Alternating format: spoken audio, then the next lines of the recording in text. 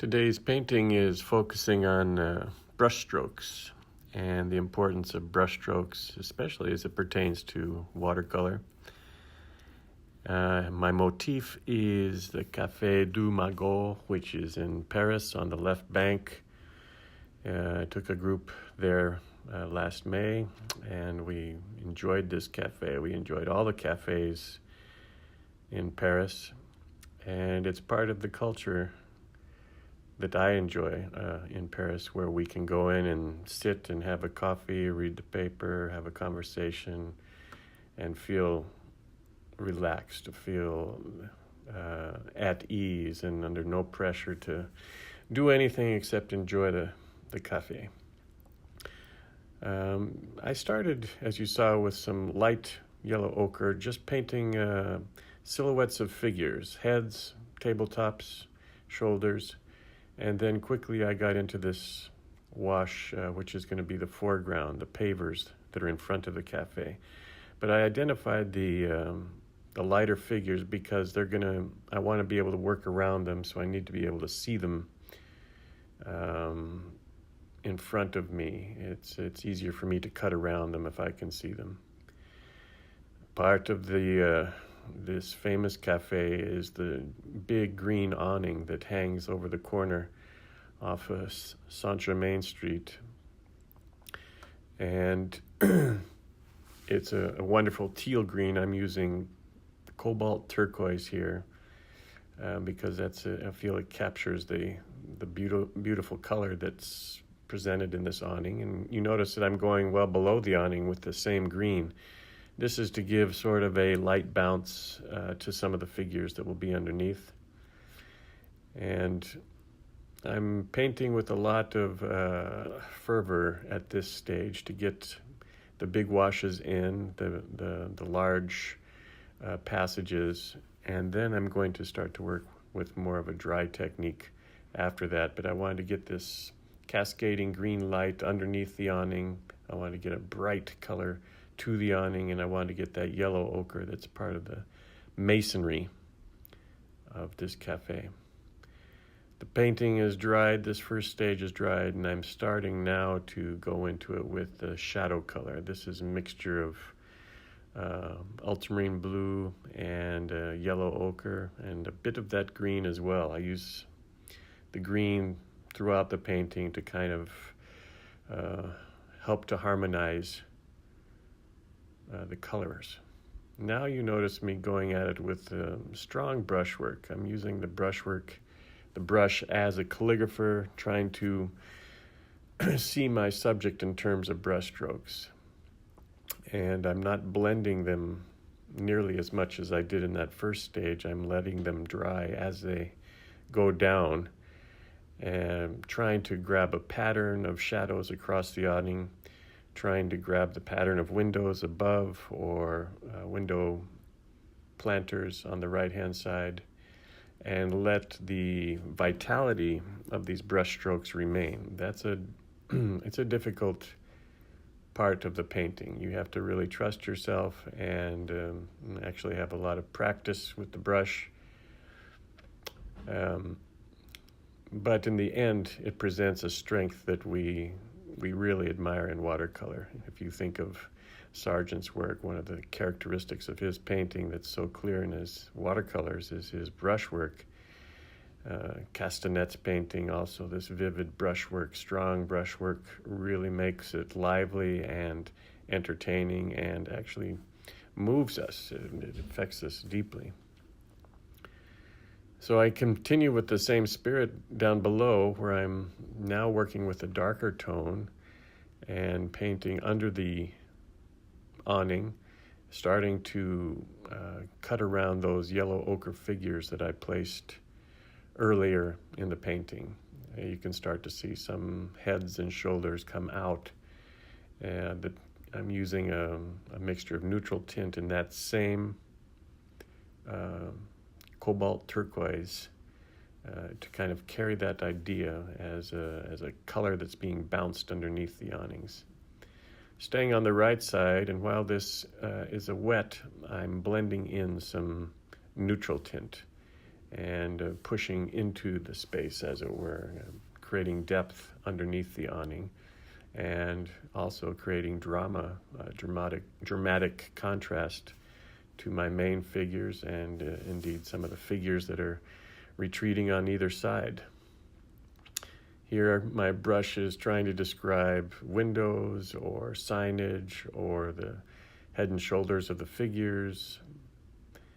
I am thinking of patterns, especially when it comes to the chairs, the legs, the tabletops. Rather than paint them one by one, I'm trying to create a pattern of strokes that alludes to that. I think you'll find when the painting dries that there's been some description, but a lot of it remains as an abstract pattern, if you will. I use good brushes. I'm using some Raphael Kolinsky sables for this work because I just love the brush in general, and I love these brushes. They have a spring, they have a nice long tip that allows me to get a deep side or a very narrow line, and I find it feels like an extension of my hand, and certainly my kind of painter's eye when I'm using these brushes. They seem to do exactly what I want them to do. That's why I use them.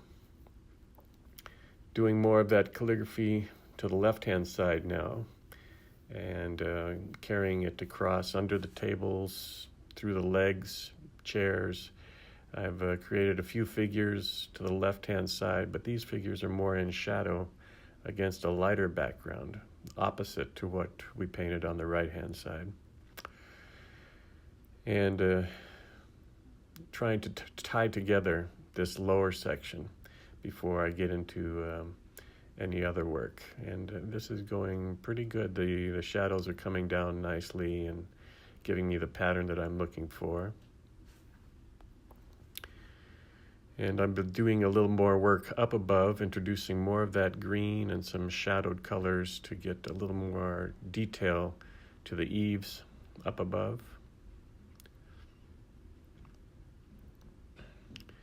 Look at this passage here. What is it representing? It's representing dappled shadows on the pavers, but it's a very free brushwork, and it has the strength of what we enjoy in Japanese and Chinese calligraphy, that strong brushwork. You can tell how the brush tip is used, how the side is used to create that passage, and I'm letting it remain as such. I'm not going to adjust the shape at all. I'm introducing a little color here while it's wet, but keeping that calligraphic shape, it's really important to me. And in the end, it dries, and we have not only a beautiful shape, but a great example of brushwork.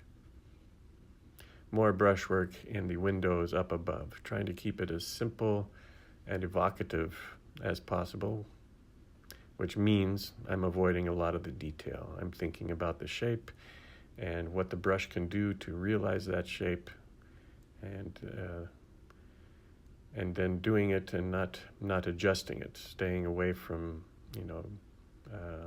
manipulating it too much. Here I've switched to much smaller brushes. This stage involves giving some highlights, some local color, some details in the clothing of our waiter and the fellow reading the paper, the three characters next to him and the one to the right of the waiter. These are my main characters. The characters that go beyond that are primarily silhouettes and are treated with less detail, less nuance. I find that if I can give some detail to a few figures, that will imply that detail to the rest of the figures, and understand that these shapes are seated figures at a table, that's good enough. I'm adding some highlights now, highlights to bring a figure out a little more, or give a stronger feeling of direct light to the subject. Shoulders, heads, small brush, just adding little flicks here and there. I'm trying very much to keep that spirit of direct and fresh brushwork, even when I'm working in the details. I'm trying to make a mark and then move on. Consider how this mark's going to look, make it, and then move on. And it requires a lot of concentration. I'm usually exhausted after this type of painting because of the concentration involved in the brushwork. Now working into the shadows with the same sort of flicks and dabs, painting one more dark into the darks that are already there to create a little more depth, a little more definition where I want it. And basically, I can see the finished work at this stage, and I'm trying to adjust any lights or darks that I'm placing to that center of interest, the center of interest being the three figures in this towards the center of the painting, the interaction that's going on.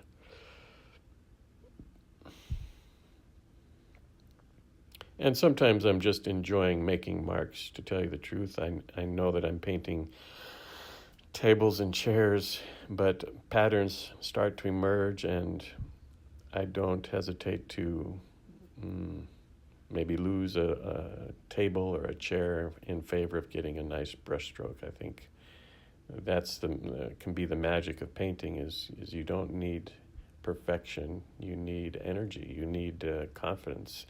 And especially when I'm thinking of brushstrokes as I am in today's work. A few more details, trying to decide what I want to keep, what I don't need to keep, how much to emphasize one figure over the other. It's easy for me to kind of do too much at this stage and stay with adding detail upon detail, and so I'm trying to be very what do I want to say? I want to say essential in this painting and give some reference to particular poses or hands or the tilt of a head or the vest on the waiter or signage, but not to the extent where it takes over the painting. Some more darks here and there to, again, create edges that I feel will be useful in stopping the eye and giving a sharp focus to a pose, and so on. That green color has become a major player in this painting. In the shadows, that green works really nicely. Deeper on the right-hand side, a little paler, and a little more yellow to the left-hand side.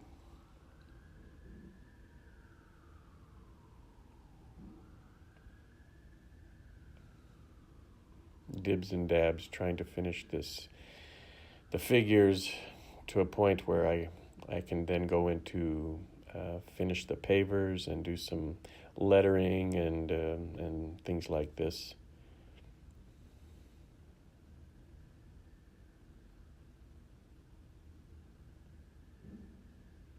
I'm remembering the scene as we had it.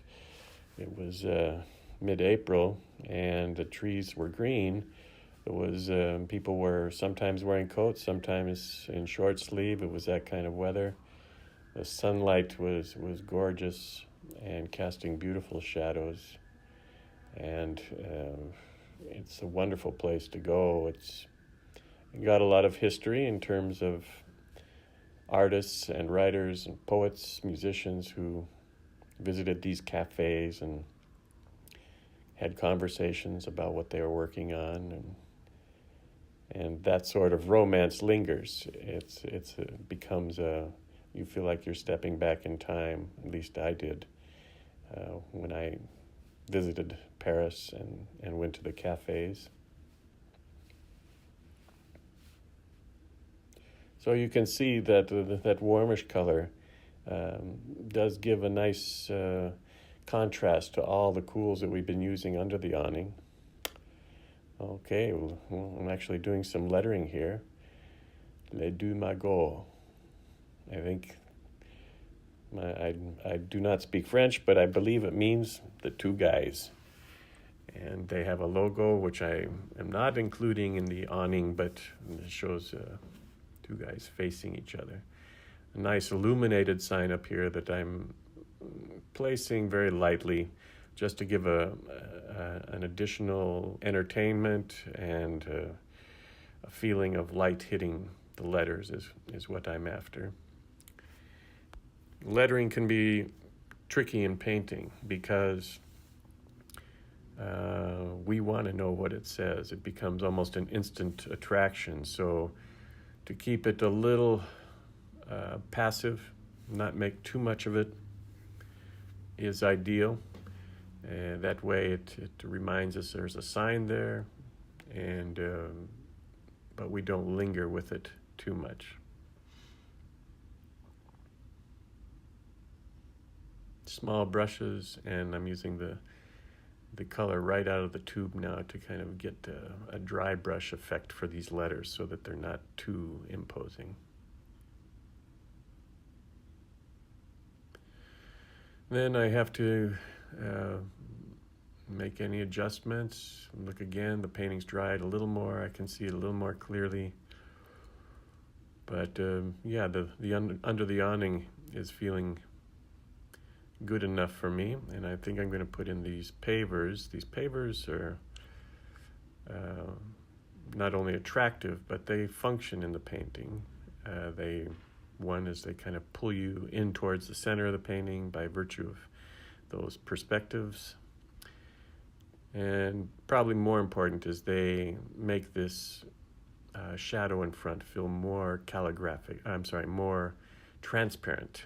When I put that stroke through the shadow, automatically that shadow gets a little more transparent, and we feel it got the qualities of a shadow.